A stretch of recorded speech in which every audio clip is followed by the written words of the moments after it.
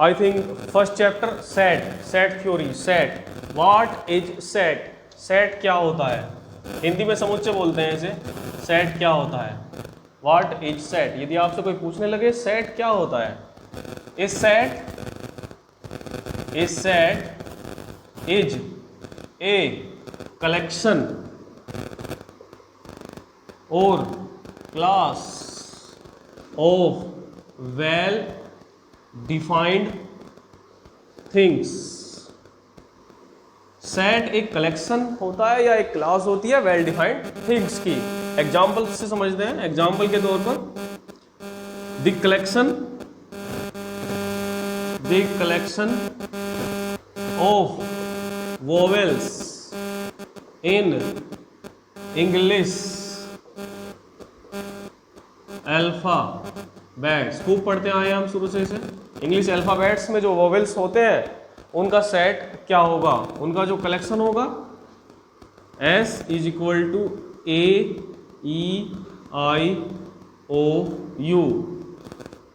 This is the collection of vowels in English alphabet.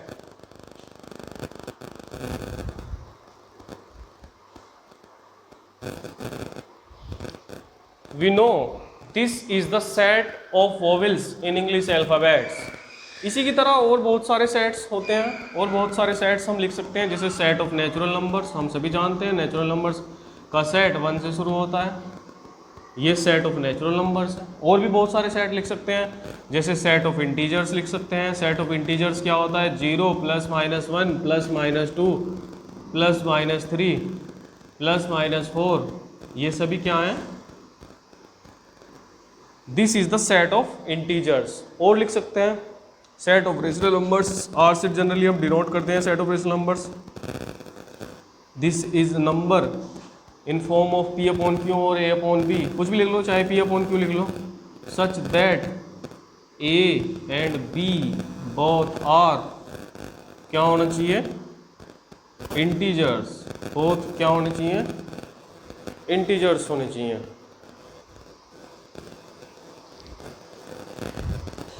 और यहाँ पे B क्या नहीं होना चाहिए?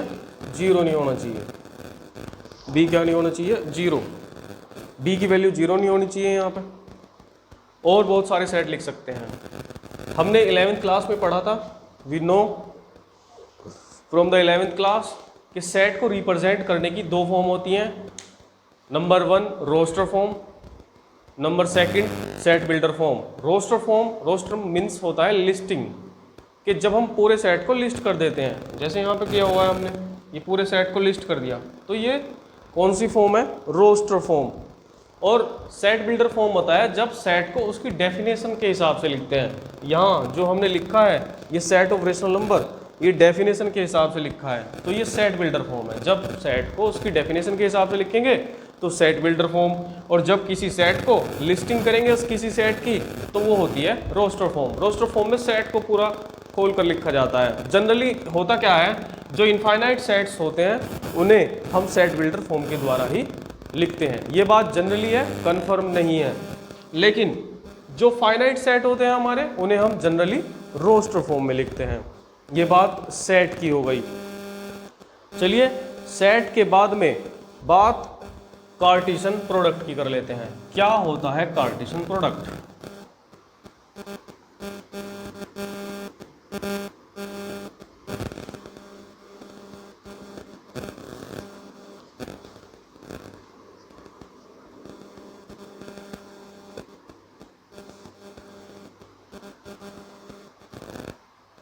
देखिए क्या होता है Cartesian product.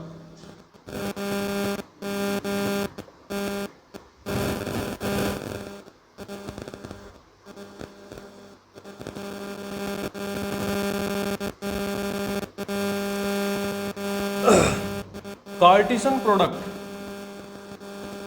if A and B are two non-empty sets,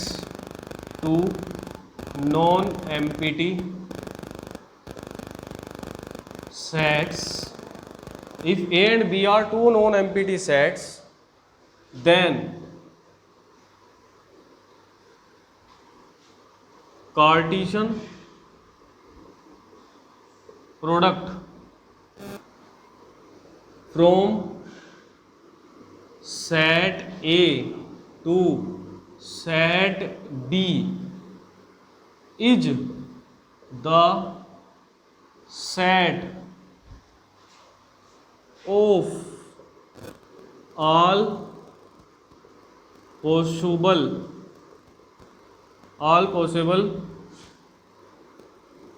ordered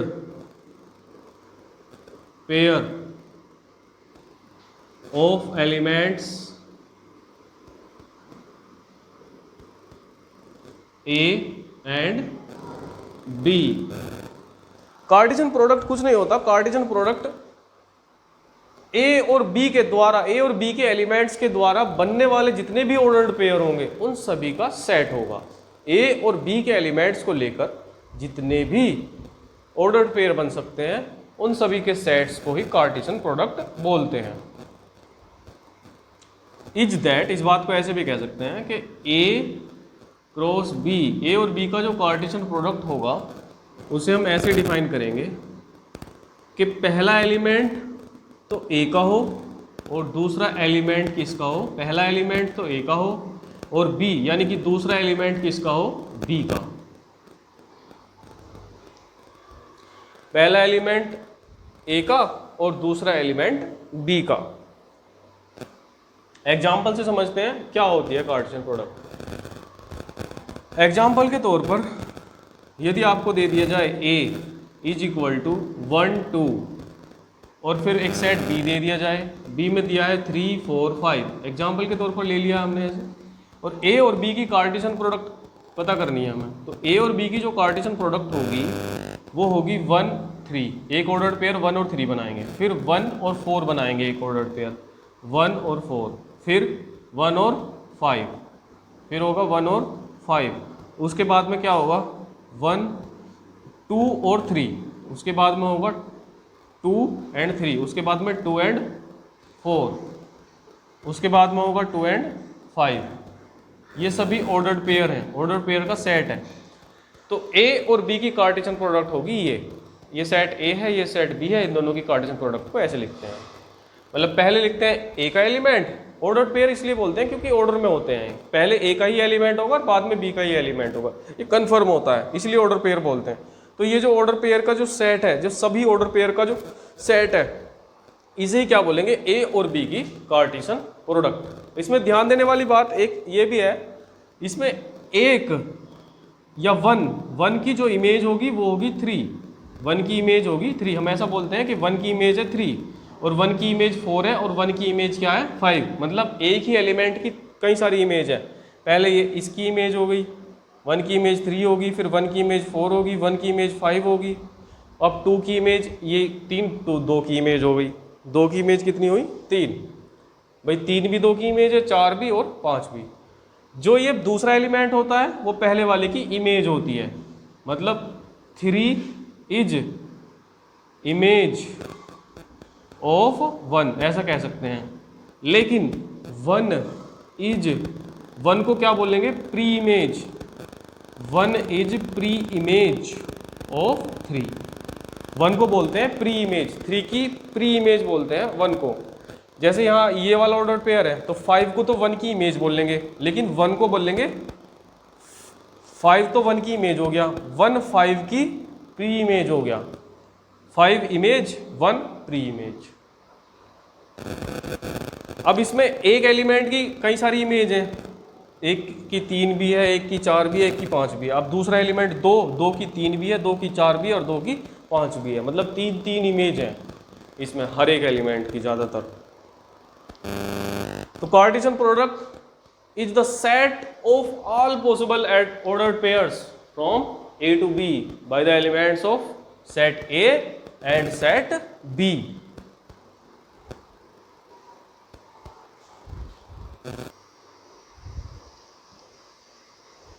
इसके बाद बात रिलेशन की कर लेते हैं, इसके बाद बात हम रिलेशन की करते हैं। क्या होता है रिलेशन? होता क्या है, कार्टेशियन प्रोडक्ट्स में से ही रिलेशन बनता है, मतलब कुछ कोई डेफिनेशन हमें दे दी जाती है, उसी के हिसाब से कार्टेशियन प्रोडक्ट में से ही रिलेशन बना लेते हैं। ऐसा कह सकते हैं a relation is a subset of Cartesian product. Relation is a subset of Cartesian product. कोई भी रिलेशन कार्टेशियन प्रोडक्ट का सबसेट होती है। समझते हैं कैसे, एग्जाम्पल के द्वारा। मान लीजिए एक सेट आपको दे दिया गया A इज इक्वल टू 1 2 3, एक कोई सेट है। दूसरा सेट दे दिया है B में जो एलिमेंट दिए गए हैं वो दिए गए हैं आपको 3 4 5, ये B के एलिमेंट है, मान लिया ऐसा। तो अगर हमें इनकी कार्टेशियन प्रोडक्ट करनी हो तो अभी अभी हमने आपको सिखाई थी कार्टेशियन प्रोडक्ट करनी, दो सेट्स की कार्टेशियन प्रोडक्ट पे एक की इमेज पहले एक 3 के साथ में लिया जाएगा, फिर 1 और 4 यानी कि 1 and 4, फिर 1 and 5, उसके बाद 2 and 3, उसके बाद 2 and 4, उसके बाद 2 and 5, उसके बाद चलेंगे 3 and 3, उसके बाद 3 and 4 और सबसे लास्ट में 3 and 5। ये होगी ए और बी की कार्टेशियन प्रोडक्ट। अब रिलेशन में कुछ डेफिनेशन दी जाती है, उसी के हिसाब से हम रिलेशन डिफाइन करते हैं। देखिए रिलेशन क्या होगा। लेट सपोज आपको एक रिलेशन बनाने के लिए कहा गया, ये क्वेश्चन है, आपको कहा गया कि एक ऐसा रिलेशन बनाइए और सच दैट, जिसमें ए बी का ऑर्डर पेयर रखना, such that B is equal to A+1। एक ऐसा रिलेशन बनाना है जिसमें B इज इक्वल टू क्या हो, A+1, where small a belongs to capital A and small b belongs to capital B। अब आपको A और B में एक ऐसा रिलेशन बनाना है जो इससे डिफाइन करें। उसके लिए आपको R इज इक्वल टू क्या लिखना पड़ेगा बताइए, A और B, मतलब B एक ऐसा एलिमेंट लेना है जिसमें एक जोड़कर A में एक जोड़कर तब भी आए, एक में A में 1 ऐड करेंगे तब भी बने। तो क्या ले सकते हैं, 1 के साथ में क्या आएगा फिर 2 तो यहाँ पे B में है नहीं तो इसे तो ले ही नहीं सकते भाई। अगर मान लिया हमने 1 और 2 ले लिया, नहीं लिख सकते क्योंकि 2 उसमें तो नहीं ना, यहाँ पे तो B का एलिमेंट आ रहा ना, दूसरा एलिमेंट, पहला एलिमेंट A का होगा, दूसरा एलिमेंट B का, और चलना भी इसी के हिसाब से है, तो इसे तो ले नहीं सकते हम। उसके बाद में 2 देखते हैं, 2 के साथ में क्या आएगा 3, तो 2 and 3 ये हो सकता है। आगे देखते हैं 3 के साथ में क्या आएगा 2 and 3 हो गया। 2 and 4 नहीं आ सकता क्योंकि यहाँ पे तो एक ही ज़्यादा होना चाहिए। अगर हमने 2 और 4 ले भी लिया 2 and 4 तो नहीं बनने का क्योंकि A+1, अब 2 में 1 ऐड करेंगे तो 3 होगा, तो ये तो हम नहीं ले सकते। अब इसके बाद एक और बचेगा बस 3 and 4, then this is the relation. और हम सभी जानते हैं ये किसका सबसेट बन रहा है, देख लो ध्यान से, ये किसका सबसेट बन रहा है, ये सबसेट बन रहा है आपका कार्टेशियन प्रोडक्ट का। इसीलिए हमने रिलेशन की डेफिनेशन में लिखवाया था a relation is a subset of Cartesian product. ये देख लो, चाहे यहाँ पे इस 2 and 3 ये आ रहा 2 and 3, इसी के एलिमेंट तो आ रहे इसमें 3 and 4 ये आ रहा 3 and 4, इसलिए हम कह सकते हैं relation is the subset of Cartesian product. Relation जो होता है वो सबसेट होता है कार्टेशियन प्रोडक्ट का। इस बात को ऐसे भी समझ सकते हैं कि एक सेट A जो हमने लिया था, एक सेट B, ये रहा, ये 2 सेट है हमारे पास। A में जो एलिमेंट है वो 1 2 3 है, 1 2 3, और B में जो एलिमेंट है 3 4 5। बताओ देखकर, 2 का रिलेशन किसके साथ बना, 3 के साथ, 2 का रिलेशन बना 3 के साथ, और 3 का रिलेशन किससे बना 4 के साथ, या 3 का रिलेशन किससे बना 4 से, 2 का रिलेशन बना 3 से, और 3 का रिलेशन बना 4 से। अब रिलेशन की डोमेन और रेंज भी होती हैं, रिलेशन में ही डोमेन और रेंज भी होती है। क्या होती है डोमेन और रेंज? डोमेन की बात करते हैं, the set of first element, the set of first element in all ordered pairs, in all ordered pairs, सभी ऑर्डर्ड पेयर्स का जो पहले एलिमेंट का सेट है उसे ही बोलेंगे डोमेन। तो डोमेन इस वाले रिलेशन की, इस रिलेशन की, दिस रिलेशन की डोमेन क्या होगी बताइए? पहले एलिमेंट का सेट, इसमें पहले एलिमेंट कौन कौन सा है? 2 एंड 3, तो ये डोमेन होगी। इसके बाद रेंज की बात करते हैं। रेंज क्या होती है? Range of a relation, the set of second element in all ordered pair, the set of the set of second element, the set of second element. अब दूसरा एलिमेंट क्या है बताओ? दूसरा एलिमेंट है इन वाले ऑर्डर्ड पेयर में 3, ये हो गया 3 एंड 4, ये इसकी रेंज होगी। डोमेन क्या थी? 2 और 3, इस वाले रिलेशन की डोमेन 2 एंड 3 थी, और रेंज क्या हुई? 3 एंड 4। सेकंड एलिमेंट को रेंज बोलते हैं 3 एंड 4, सेकंड एलिमेंट का जो सेट होता है उसे रेंज बोलते हैं। 3 एंड 4 हो गया। एक होती है कोडोमेन, एक क्या होती है? कोडोमेन। देखिए कोडोमेन क्या होती है? कोडोमेन कुछ नहीं होता, बहुत आसान होता है कोडोमेन। कोडोमेन का मतलब होता है सेट बी, जो दूसरा सेट होता है वो पूरा कोडोमेन का ही होता है। अब सेट बी क्या है यहाँ पे? सेट बी जो हमने लिया था वो ये है, तो कोडोमेन होगी इसकी, खुद सेट बी कोडोमेन होता है। अब 3, 4 एंड 5 ये कोडोमेन होगी इस वाले रिलेशन की। ये जो हमने रिलेशन डिफाइन करा, ये जो हमारे पास रिलेशन बनाने के लिए कहा गया था हमें क्वेश्चन में, उसमें 2 सेट दिए गए थे हमें, ए और बी। ये ए सेट है और ये बी सेट है। तो उसके बाद हमने जो रिलेशन बनाया वो ये रिलेशन बन के ये आया। फिर उसकी डोमेन बताई हमने, the set of first elements of all ordered pairs, सारे ऑर्डर्ड पेयर का फर्स्ट एलिमेंट से जो सेट बनेगा उसे ही क्या बोलेंगे? डोमेन बोलेंगे। तो डोमेन क्या आई? 2 एंड 3। भाई पहला एलिमेंट इनमें यही तो है, 2 है और 3 है तो वहाँ लिख दिया। उसके बाद range, the set of second element. अब सेकेंड एलिमेंट क्या है इसमें? 3 एंड 4, तो सेकेंड एलिमेंट ये हो गया। उसके बाद कोडोमेन, कोडोमेन वेरी इजी है। कोडोमेन सारा खुद सेट बी ही क्या होगा? कोडोमेन। अब सेट बी क्या है इसमें? 3, 4 एंड 5, तो कोडोमेन होगी 3, 4 एंड 5। इसके बाद बात टोटल नंबर ऑफ रिलेशन की कर सकते हैं। अब यहाँ तो एक ही रिलेशन डिफाइन करा हमने, पता नहीं ऐसे ऐसे कितने रिलेशन बन सकते हैं। तो इस टाइप के जो रिलेशन बनेंगे वो टोटल नंबर ऑफ रिलेशन क्या होंगे? टोटल नंबर ऑफ रिलेशन कैसे बना सकते हैं हम इस टाइप में? जो टोटल नंबर ऑफ रिलेशन बनेंगे वो क्या बनेंगे इसमें देखते हैं। टोटल नंबर ऑफ रिलेशन कैसे निकालते हैं, कैसे पता करते हैं हमें टोटल नंबर ऑफ रिलेशन कितने बनेंगे?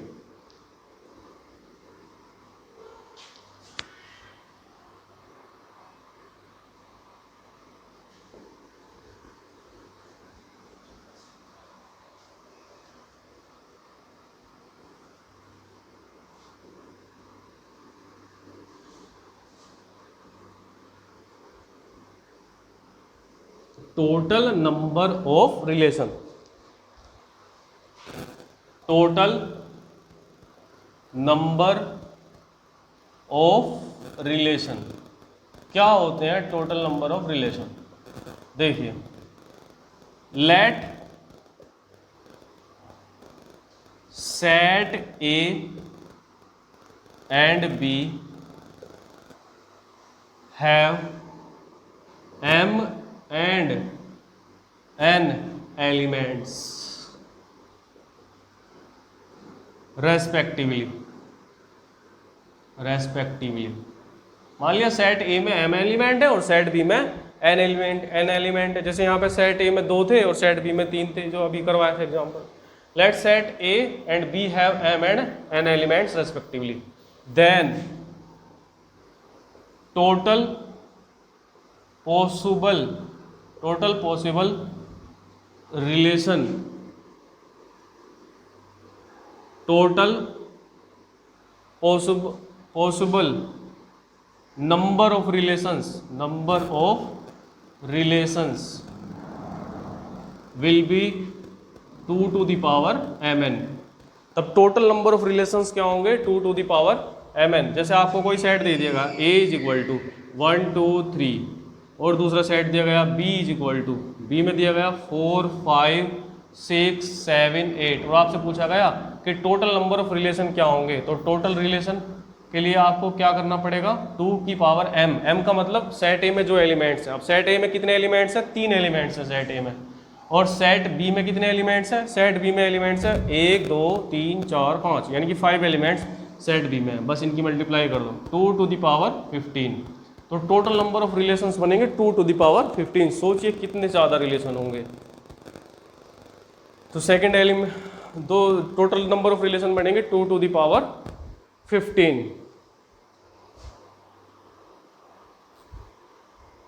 आइए इसके बाद बात फंक्शन की कर लेते हैं, फंक्शन के बारे में बात करते हैं। इसके बाद अब हमने रिलेशन के बारे में पढ़ा था, रिलेशन कैसे क्या होता है, कैसे डिफाइन करते हैं, कैसे रिलेशन बनाते हैं, कैसे पता करते हैं कितने रिलेशन बनेंगे, डोमेन और रेंज कैसे निकालते हैं, कोडोमेन कैसे निकालते हैं। इसके बाद बात करते हैं फंक्शन की।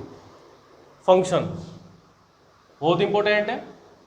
फंक्शन जेई वगैरह में बहुत ज़्यादा पूछा जाता है इस टॉपिक में से। फंक्शन, कोई भी फंक्शन ए से बी में कोई भी फंक्शन क्या होता है, फंक्शन भी एक रिलेशन होता है। हमने पढ़ा था रिलेशन बनता है कार्टेशियन प्रोडक्ट से, relation is the subset of Cartesian product. अब यहाँ हम कह रहे हैं function is also a relation, लेकिन कोई कुछ स्पेशल टाइप का रिलेशन क्या होता है। A function is A special type of relation, a function is A special type of relation in which no two ordered pair have same first element। Function ऐसे कह सकते हैं, a function is A special type of relation in which no two ordered pair have same first element, same first element। Function भी एक relation होता है, लेकिन उसकी कंडीशन ये होती है कि कोई भी किन्हीं भी दो ऑर्डर्ड पेयर में जो रिलेशन में बनते हैं उनमें पहला एलिमेंट एक जैसा नहीं होना चाहिए, फर्स्ट एलिमेंट एक जैसा नहीं होना चाहिए। एक और डेफिनेशन है इसकी, उसे भी लिख लेते हैं, जो 12th के हिसाब से डेफिनेशन है। ये 11th के हिसाब से थी डेफिनेशन, अब 12th के हिसाब से क्या है,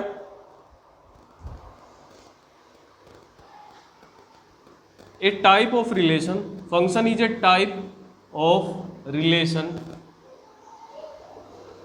in which each element of set A has one and only one image in set B। मतलब फंक्शन में क्या होगा, ए का कोई भी एलिमेंट हो उसकी बस एक ही इमेज होगी, एक से ज़्यादा इमेज नहीं होगी। अगर किसी भी एलिमेंट सेट ए के किसी भी एलिमेंट की इमेज एक से ज़्यादा होगी तो फिर वो फंक्शन नहीं हो सकता, रिलेशन हो सकता है। फिर रिलेशन तो हो सकता है लेकिन फंक्शन नहीं होगा। फंक्शन की कंडीशन यही है कि हर एक एलिमेंट की एक ही इमेज होनी चाहिए, एक से ज़्यादा इमेज नहीं हो सकती। अगर एक से ज़्यादा इमेज हुई फिर वो रिलेशन में चला जाएगा, फंक्शन नहीं बचेगा। फंक्शन की अपनी ये कंडीशन है कि कोई भी एलिमेंट हो ए सेट का, पहले वाले सेट का, फर्स्ट सेट ए भी हो सकता है, बी भी, कुछ भी दे सकते हैं क्वेश्चन में। तो पहला जो सेट होगा उसकी एक से उसके जो एलिमेंट होंगे उनमें किसी भी एक एलिमेंट की, चाहे कोई भी एलिमेंट हो, उसकी इमेज एक से ज़्यादा नहीं होनी चाहिए। अगर एक से ज़्यादा इमेज हुई तो फिर वो फंक्शन नहीं होगा। इस बात को एग्जाम्पल से समझते हैं। देखिए, मान लीजिए हमारे पास एक सेट ए है 1 2 3, एक सेट बी है 2 3, ये दो सेट है हमारे पास। मान लीजिए हमने इसमें एक रिलेशन डिफाइन करा है आर एक रिलेशन है इस टाइप का। क्या रिलेशन है? आर रिलेशन इस टाइप का है कि ए और बी ऑर्डर्ड पेयर में लेने हैं इसमें, और ए जो होगा वो छोटा होगा किससे? ए छोटा होगा बी से, where small A belongs to capital A, small B belongs to capital B. करते हैं रिलेशन डिफाइन। बताइए कैसे बनेगा रिलेशन, क्या क्या आएगा इस रिलेशन में? इस रिलेशन में आएगा ए और बी इस तरीके से लेने के बी बड़ा ही होना, बड़ा ही होना चाहिए ए से, B should be greater than ए।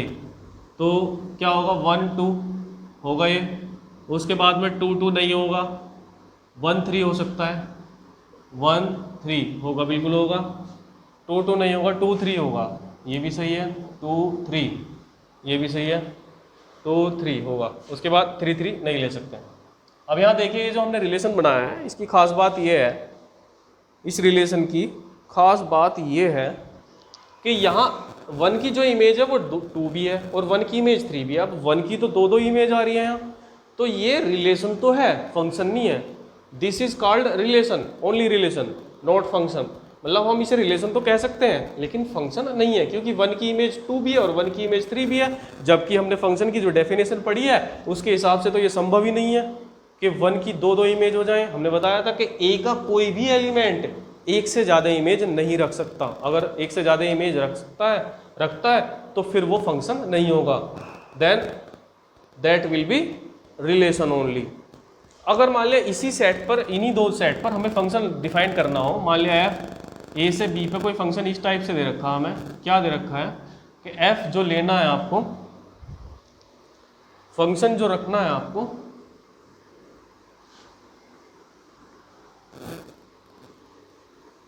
वो कैसे रखना है? फंक्शन रखना है आपको इस टाइप से, F A and B such that A plus 1 is equal to B,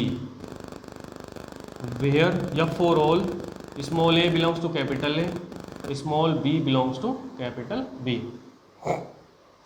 ये फॉर ऑल का साइन है, ऐसा उल्टा सा ए बना दो तो फॉर ऑल बोलते हैं इसे। फॉर ऑल का मतलब ए के सभी एलिमेंट आ गए और बी के सभी एलिमेंट आ गए इसमें।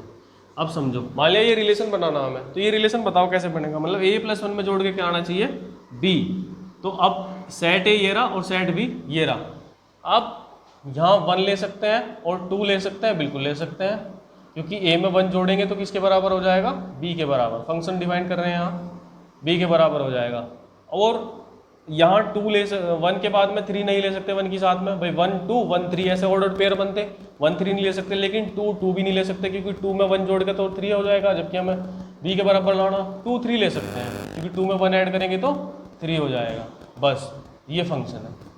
आप फंक्शन में देख रहे होंगे कि 1 की इमेज 2 है और 2 की इमेज 3 है, मतलब एक एलिमेंट की एक ही इमेज है। यहाँ 1 की इमेज बस 2 ही है और 1 की इमेज कुछ नहीं है। यहाँ 2 की इमेज बस 3 ही है और कुछ नहीं है, तो इसे बोलते हैं फंक्शन। फंक्शन इस तरीके से डिफाइन होता है। अब देखिए रिलेशन है, रिलेशन में 1 की इमेज 2 भी है और 1 की इमेज 3 भी है, तो यहाँ तो एक ही एलिमेंट की 2 इमेज हो गई, जबकि फंक्शन में ऐसा संभव नहीं है। This is not possible in function. ये फंक्शन में पॉसिबल ही नहीं है कि एक एलिमेंट की 2 इमेज हो। यहाँ एक एलिमेंट की 2 इमेज नहीं हो सकती फंक्शन में, रिलेशन में हो सकती है। अगर मान लिया ये फंक्शन है और आपसे पूछा जाए कि इस फंक्शन की डोमेन क्या होगी, तो domain is the set of first element, हमने पहले ही बताया है, बताओ फर्स्ट एलिमेंट 1 एंड 2।